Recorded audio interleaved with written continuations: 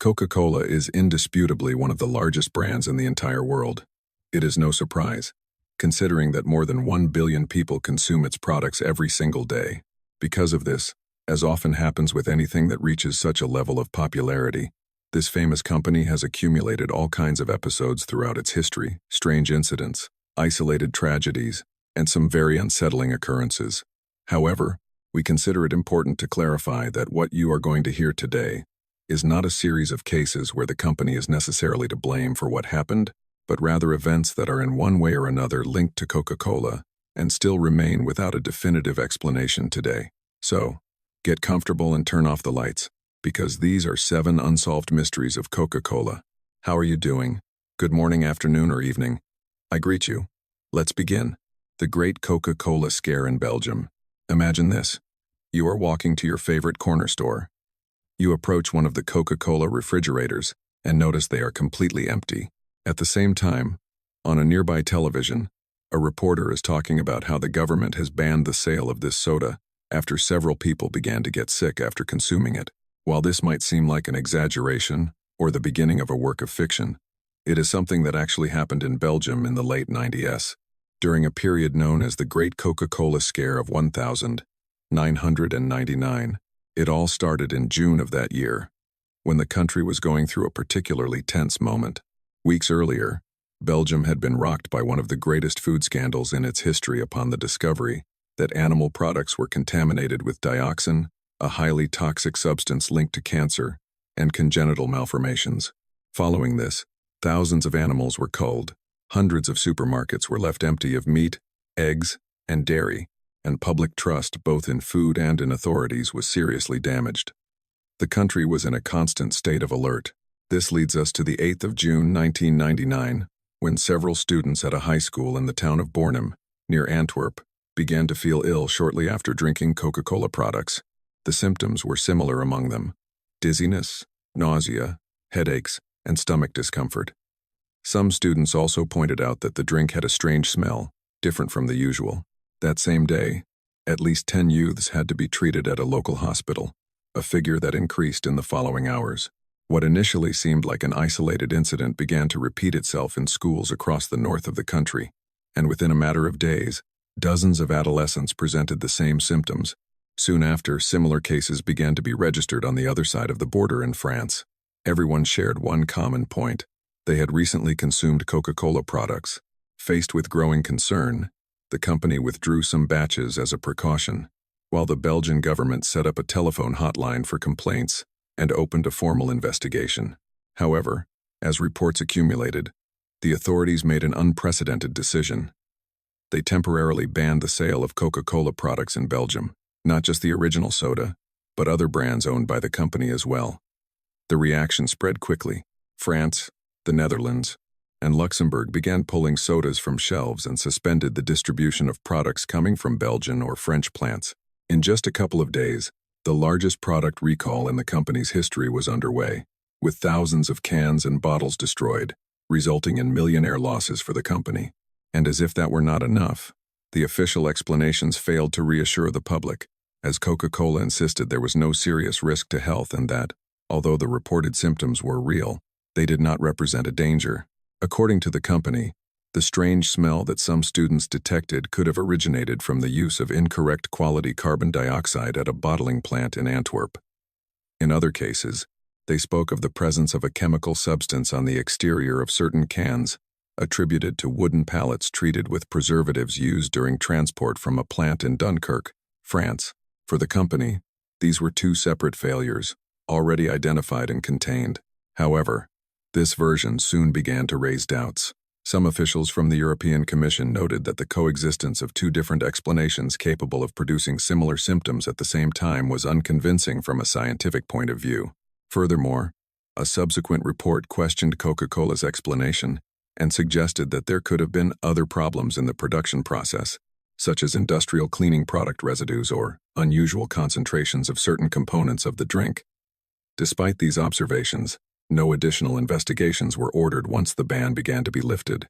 In parallel, a group of public health experts was convened to evaluate the situation from a medical perspective. After analyzing the clinical cases, geographic patterns, and results of multiple toxicological tests. These specialists concluded that there was no evidence of serious poisoning and no presence of dangerous substances. Their diagnosis was that Belgium had been the stage for an episode of mass sociogenic illness, a phenomenon in which a group of people develops real symptoms based on a shared belief of being exposed to a danger, generally in contexts of collective stress. According to this interpretation, the growing dioxin crisis had left the population especially sensitive to any sign of potential contamination. An unusual smell in such a daily beverage, added to the media coverage and accumulated fear, would have been enough to trigger a chain reaction. However, not everyone accepted this explanation easily.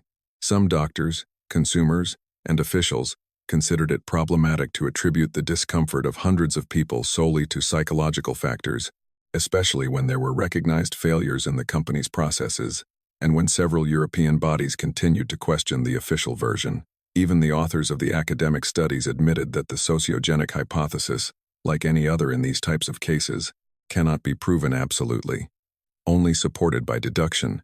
In any case, the impact of this episode was enormous and transcended the health sphere. In the midst of the food scandal and the images of hospitalized youths, the Belgian government suffered a harsh defeat in the June 1999 federal elections, ending their political dominance. Shortly thereafter, a new federal agency dedicated to the safety of the food chain was created as a direct response to the loss of public trust. By the end of June, restrictions were lifted and sales began to normalize, supported by apology and consumer compensation campaigns. Officially, the case was closed. However, the underlying question never entirely disappeared. Was it really a case of mass hysteria, as the academic studies maintain, or did a deeper failure exist that could never be identified with certainty? More than 2 decades later, the Great Coca-Cola Scare in Belgium remains remembered as one of the greatest food panics in recent European history, an episode in which thousands of people got sick, millions of products were recalled, and no explanation managed to fully convince everyone involved. What really happened is something we may never know. But just in case, if you ever visit Belgium, maybe you should think twice before going to the corner store for an ice-cold Coke. The mystery of its origins. When we think of Coca-Cola, we usually imagine one of the most solid, successful, and recognizable brands in the world. A company with an identity so well defined that it seems to have existed forever without any cracks or doubts about its origin.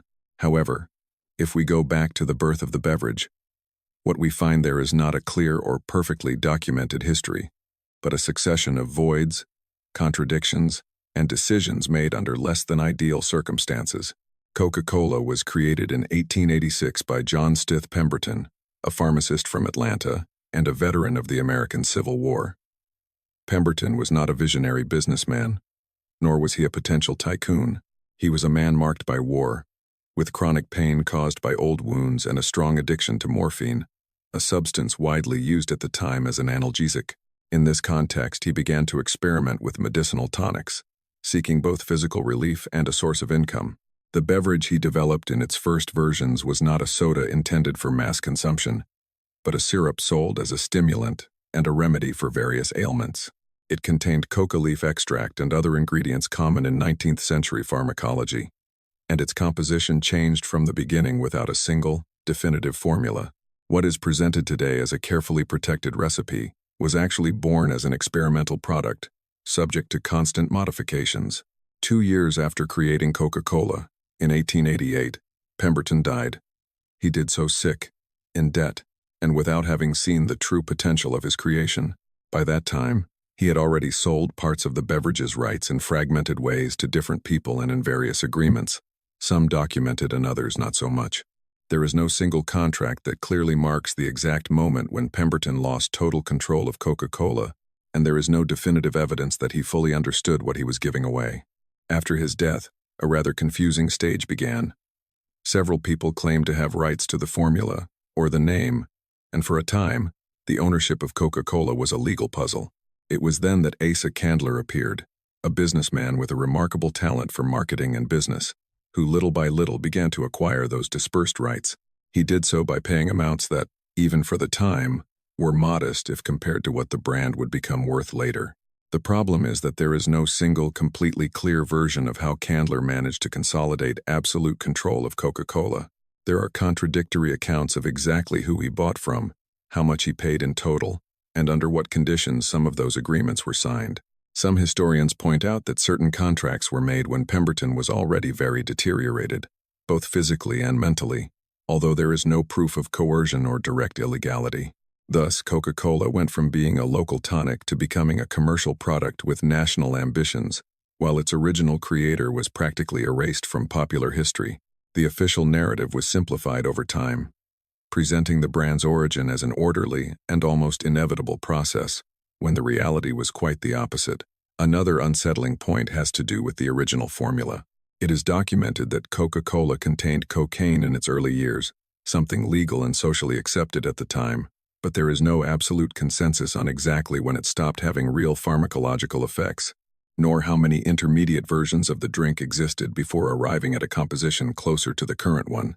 That is to say, no official original version is preserved that would allow us to know exactly what people were drinking at the end of the 19th century. To this is added the loss or absence of several key documents. For a company that today records every detail of its operation, it is striking that its early years are surrounded by so many gaps. Many records simply do not exist, others are not public, and much of the early history has been reconstructed from later testimonies and incomplete documents. It is unclear if these gaps are due solely to the passage of time or to conscious decisions made when the brand started to grow. Even fundamental figures like Frank Mason Robinson, the man who proposed the name Coca-Cola and designed the iconic logo, were relegated to the background for decades, and their roles were minimized in favor of a much simpler and easier-to-sell story centered on a single business figure. The mystery of Coca-Cola's origins does not necessarily lie in a conspiracy or a dark secret, but in something that can be even more unsettling: the fact that one of the most influential brands on the planet emerged from a chaotic process, driven by a vulnerable creator, fragmented contracts, and a history that could never be fully reconstructed. Today, Coca-Cola is a symbol of stability and permanence, but its birth was anything but that. And although the company managed to consolidate its identity over time, the questions about how it really began, what was lost along the way, and who were left out of the official history remain without a definitive answer. The case of Robert Joseph Ward. Up to this point, we have talked about mysteries related to rumors, questionable decisions, and possible mass hysteria. However, now it is time to talk about the first case in which things became truly murky. We refer to the case of Robert Joseph Ward. Everything happened on the 19th of October 1992, when the Ralph's supermarket in Van Nuys, California, was operating normally. There were customers coming in and out, employees stocking merchandise, and vendors making deliveries like any other day. Among them was Robert, a 28-year-old Coca-Cola delivery driver who had stopped for a few minutes to make a phone call before continuing his route. While speaking with his fiancée from a booth near the supermarket entrance, two armed men entered the place with the intention of committing a robbery. They were 6-year-old Ramon Reyes and 20-year-old Luis Jose Velarde Jr. The assault was quick and disorderly. In a matter of seconds, things spiraled out of control, and the shooting began. One of the shots struck Robert Ward, who had no connection to the robbery. He had not attempted to intervene, and in fact, he was not even inside the establishment. Even so, he died right there, in the middle of his workday, while on the phone. After the attack, Reyes and Velarde fled the scene in a vehicle driven by a third person involved, 19-year-old Jose Santillan. Unlike them, Santillan did not manage to disappear. Days later, he turned himself in to the authorities, admitting his participation in the robbery and the subsequent getaway. His testimony was key to the investigation. Not only did it confirm the identity of Reyes and Velarde as those directly responsible for the shot that ended Robert Ward's life, but it allowed the police to reconstruct with precision how the events unfolded from the assault to the escape. Santillan was sentenced to a long prison term, while the other two involved, despite being fully identified, managed to escape and remain out of the reach of justice. This is a detail that makes this case stand out from the others, as the identity of those responsible was a mystery that lasted very little time. The police had names, physical descriptions, and a key witness, and yet, Ramon Reyes and Luis Velarde disappeared almost immediately. Over time, the authorities began to suspect that both had crossed the border into Mexico, a hypothesis that could never be fully confirmed but remained the main line of search. The case was broadcast nationally, and a considerable reward was offered for information leading to their capture. But still, months passed, and there were no concrete advances, at least until 1994, 2 years after the murder. That year, it was reported that Reyes had been arrested in Mexico, in the state of Durango, at a business linked to his family. For a brief period, everything indicated that the case would finally advance toward a resolution. However, there is no clear public explanation of what happened afterward. There are no official records that detail if he was extradited, if he escaped, if he was released due to an administrative error, or if the process simply stalled. The only verifiable fact is that sometime later, Ramon Reyes appeared again officially as a fugitive. His name was recorded on the most wanted lists, and his whereabouts became unknown once more. For his part, Luis Velarde Jr. was never arrested, and today, more than 30 years later, neither of the two responsible for the murder of Robert Joseph Ward has faced trial. The case remains open, not due to a lack of suspects or evidence, but because the identified persons were never brought to justice. Robert Ward was not a target. He was not a guard or a police officer. He was a delivery driver doing his job. His murder was documented, investigated, and in theory, clarified, but in practice, it remains an unfinished case. Although the crime occurred in 1992 and those responsible were identified from the very first moment, the story never had closure, and to this day, no one has been able to explain how one of the people involved was arrested and then simply ceased to be. The mysterious vending machine of Capitol Hill. Of all the cases we will talk about today in this video, this one is undoubtedly the most relaxed. There is no murder, no direct victims, no emergency calls, and no crime scenes. But that it is the lightest does not mean it is less strange or interesting. In fact, one could say that this mystery functions as a kind of uncomfortable pause, because from here on, the stories that follow return to a much more disturbing environment. But first, let's talk about this tale. For years, in the Capitol Hill neighborhood of Seattle, there existed a vending machine that, in appearance, had nothing special about it. It was an old machine from the 70s with the classic Coca-Cola logo, which was placed on the sidewalk in front of a locksmith shop called Broadway Locksmith, on East John Street. It was not inside a shop, and it was not protected by anything in particular. It was simply there, connected to the electricity of the business, as if it had always belonged to that place. But here is what was strange. The machine, to begin with, had no normal buttons. Instead of indicating which drink you were going to buy, all the buttons had the same text: mystery. You would arrive, insert some coins, press one of these mystery buttons, and the machine would give you a random drink. But this was no ordinary soda. Many times, what came out of there was a can with strange flavors, limited editions, or drinks that were no longer being manufactured, even some brands that were not even distributed in the United States. No one knew who owned the machine. The employees of the locksmith shop claimed to have no idea who had placed it there and who stocked it, although they recognized that it drew electricity from their shop. And the most unsettling thing here is that, for years, no one could confirm having seen anyone approaching the machine to refill it. Even so, this machine was working day after day, year after year. According to different reports, the machine had been there since the late 90s. Over time, it became part of the neighborhood landscape, a curiosity that was known by the neighbors and a kind of attraction for those who passed through the area. Its retro look, combined with the mystery of its operation, quickly gave rise to local rumors and legends. Some even began to say, half jokingly and half seriously, that this machine was haunted. The city changed around it. Some buildings were demolished, new constructions arrived, the light rail transformed the area, and Capitol Hill slowly lost that reputation of being a strange and chaotic neighborhood that had previously characterized it. However, the machine was still there, resisting the passage of time, operating without any registered permit, and without a responsible party in sight. As this mystery grew, so did its fame. The machine appeared in press articles, became a kind of cultural symbol of the neighborhood, and even inspired a short film. In 2018, after more than 2 decades of operation, something changed. Maintenance work was carried out on the sidewalk and a nearby bus stop, and shortly after this, the machine disappeared. There was no announcement, no explanations, no press releases. It was simply no longer there. In the place where it used to be found, a brief note appeared that said, "Went for a walk." At the same time, the Facebook page associated with this machine published a similar message, written as if the machine itself were speaking. In the following months, that same account began to upload edited images of the machine in different places in front of the Space Needle, on a ferry, even at Machu Picchu. Some were obviously jokes, but others simply fueled more and more questions. Those who worked at the locksmith shop pointed out something very important, which is that the machine could not have been removed in an improvised manner.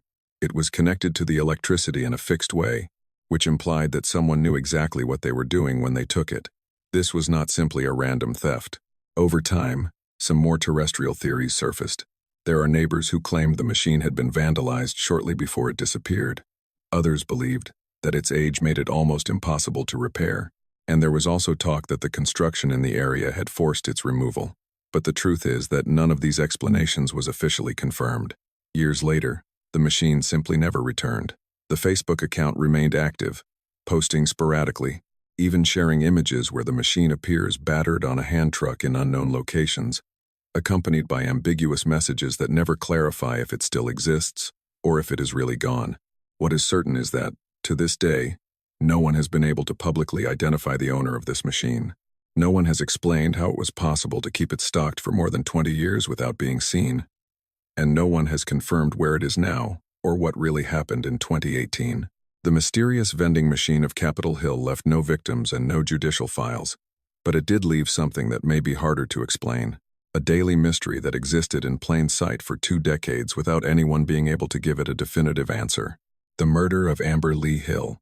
We reach one of the most unsettling stories on this list, and the ironic thing is that it is not a case with a spectacular twist, nor corporate conspiracies, nor a widely known mystery. Here, there are not too many answers. There is no complex puzzle to solve. There are only a few clear facts and a lot of silence. And it is precisely that which is profoundly unsettling about this particular case. Amber Lee Hill was 38 years old and worked as a laboratory technician at a Coca-Cola bottling plant in Downey, California. In the early morning of the 9th of January 2007, she finished her shift around 6 a.m. and left the place like she did every day. After that, no one saw her alive again. When Amber did not return home, her absence began to raise suspicions almost immediately. She was not someone who would disappear without notice.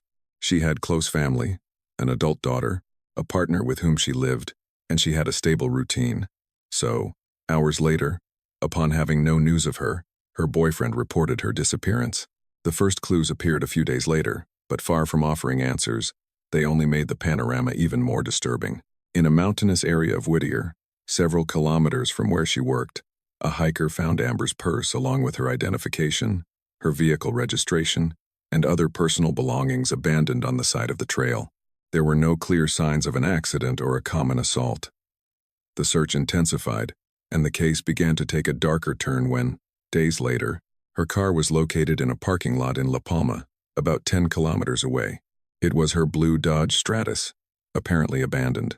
Upon inspecting it, the authorities found a moderate amount of blood in the trunk, placed on cardboard, as if someone had tried to contain it. Stains were also found on the bumper and a pair of sneakers inside the vehicle.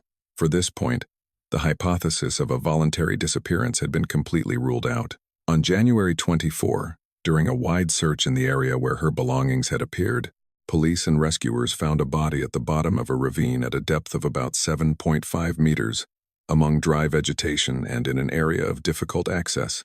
The state of decomposition was so advanced that, initially, it was not possible to even determine the sex of the victim. But days later, through fingerprint records, the body was finally officially identified as that of Amber Lee Hill. The way in which she was found raised even more questions. She was wearing a uniform similar to the one she used at work, and her body was partially wrapped in plastic material used for industrial shipping. Everything pointed to the fact that she had not arrived there by accident. The authorities confirmed that it was a homicide, although they could not immediately establish the exact cause of death, nor recover the murder weapon. From that moment on, the case was filled with lines of investigation that never ended up leading anywhere. Initially, her personal life was investigated. Amber was in the process of a divorce and had just obtained custody of her 1-2-year-old stepdaughter. Years earlier, she had filed a complaint for domestic violence against her spouse. Her current relationship was also reviewed, but no solid evidence pointing to her partner was made public. Another line that especially caught attention was her possible participation as a witness in a sexual harassment complaint within the bottling plant where she worked. Investigators confirmed that Amber had been interviewed in relation to that complaint, and a graffiti message was even found in a bathroom of the plant that made direct reference to the case and was described as threatening.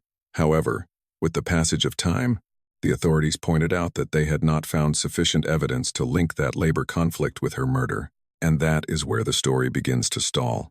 No suspects were identified, the weapon was not recovered, there were no arrests, and there was no clear motive that could be sustained with solid evidence.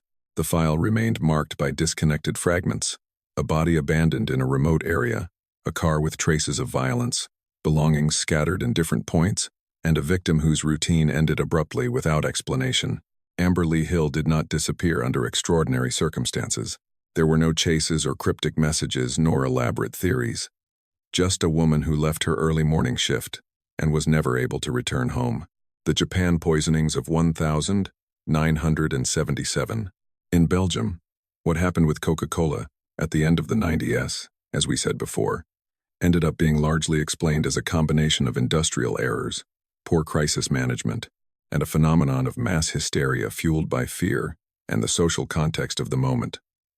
However, in Japan in the 70s, there was no room for interpretations.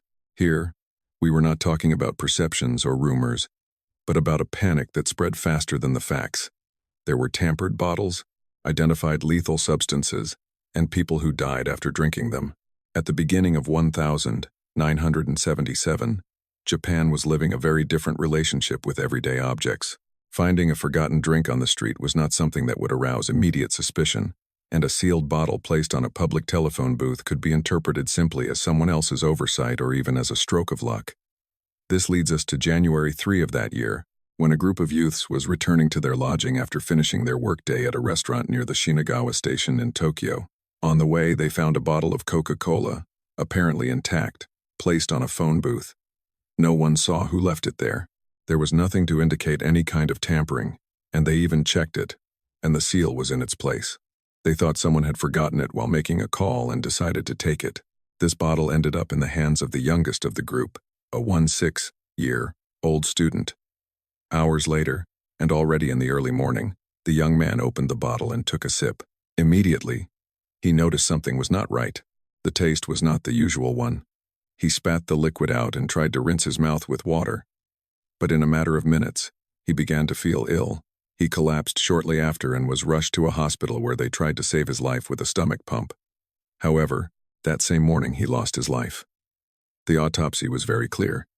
He had been a victim of cyanide poisoning, while the authorities were just beginning to process what happened.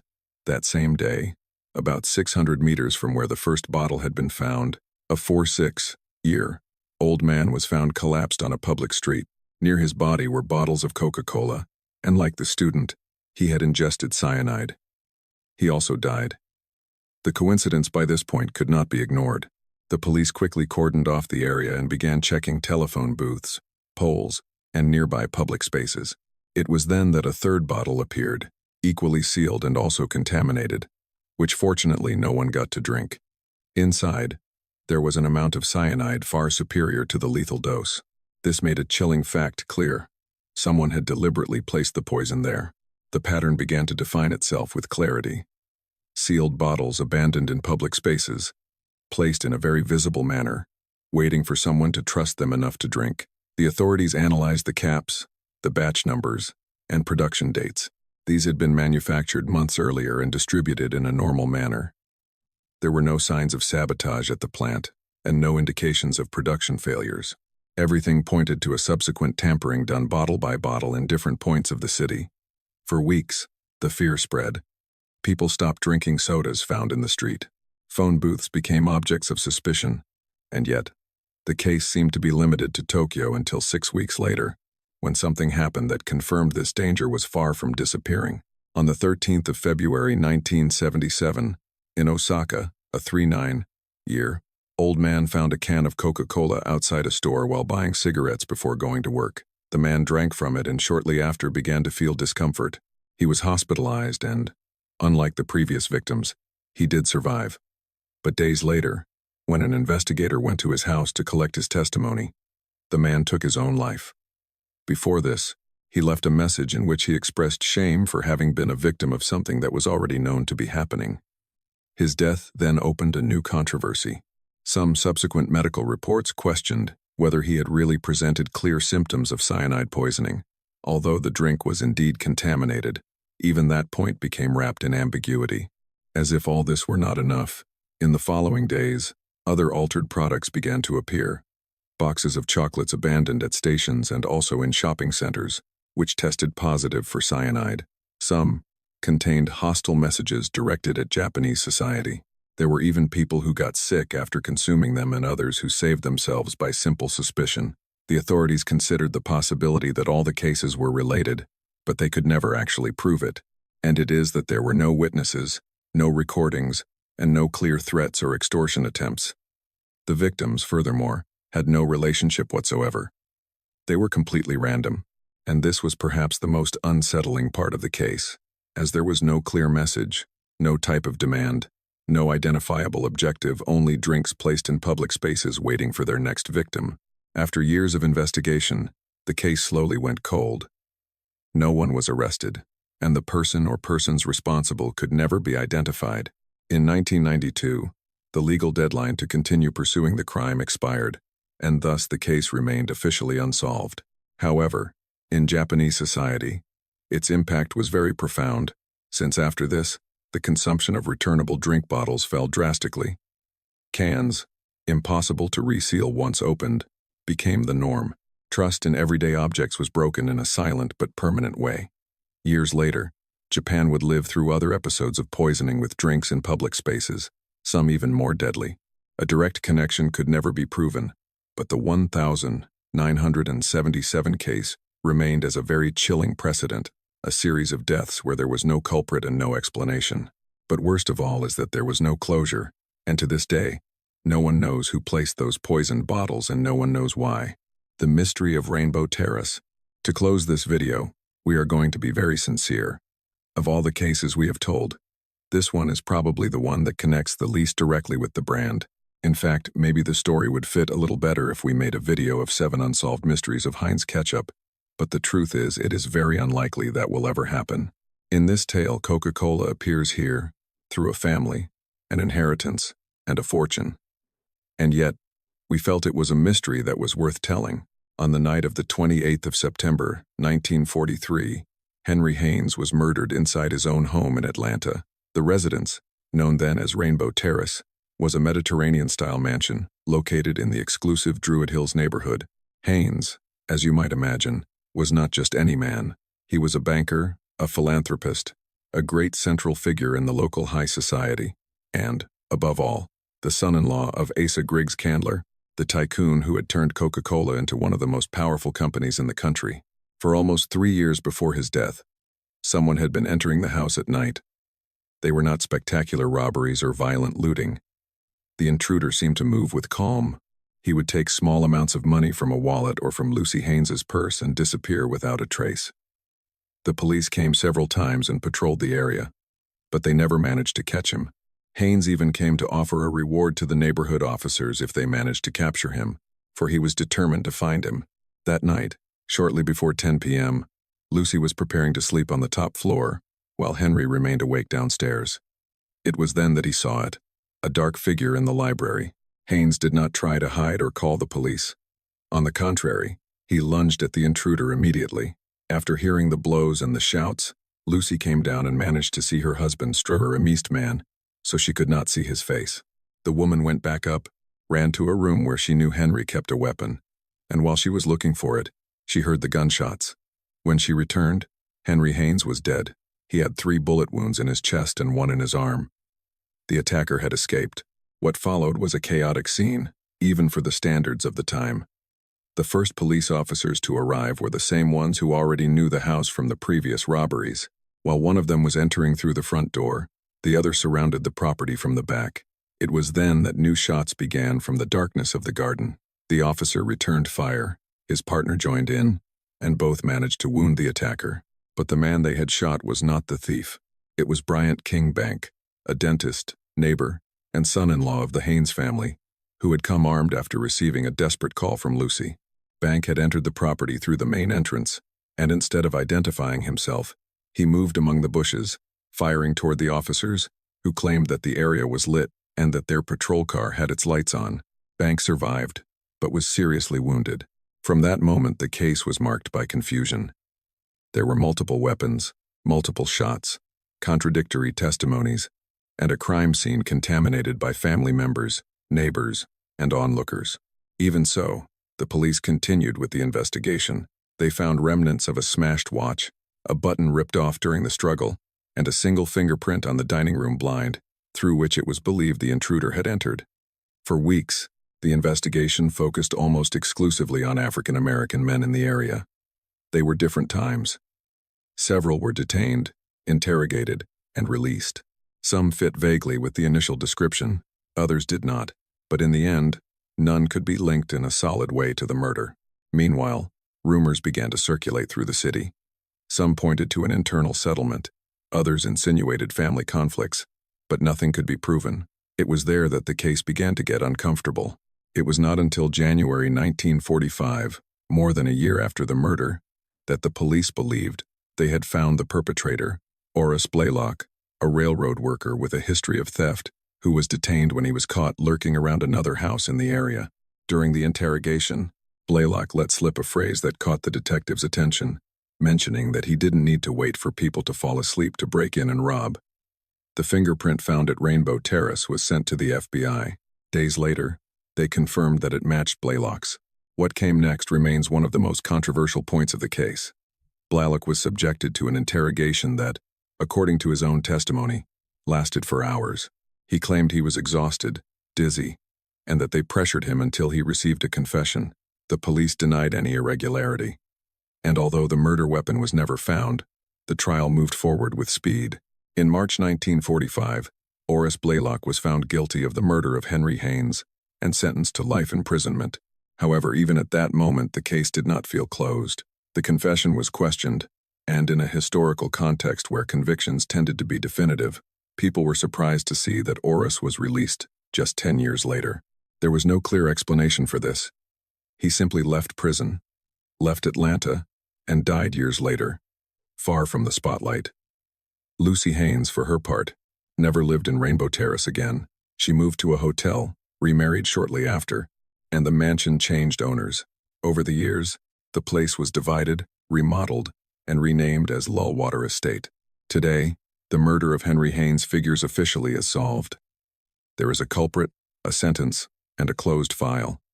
But the complete story never finished falling into place. There are too many hasty decisions, too many inconsistencies, and too many questions that remain in the air. And perhaps that is why this mystery is so intriguing, not because it is the bloodiest or the most scandalous, but because it is one of the cases where officially everything has an explanation, but the feeling persists that nothing quite fits, and that there is something more that we don't know, a part of this story that perhaps none of us will ever get to know. Thanks for reaching this part of the video. And if you liked it, please leave us a like and a comment, as that helps us a lot to reach more people. We want to wish a very happy new year to everyone listening to us. Thank you for accompanying us this 2026, and we hope you do very, very well, and that your dreams come true this upcoming 2027. Without further ado, I say goodbye. See you later.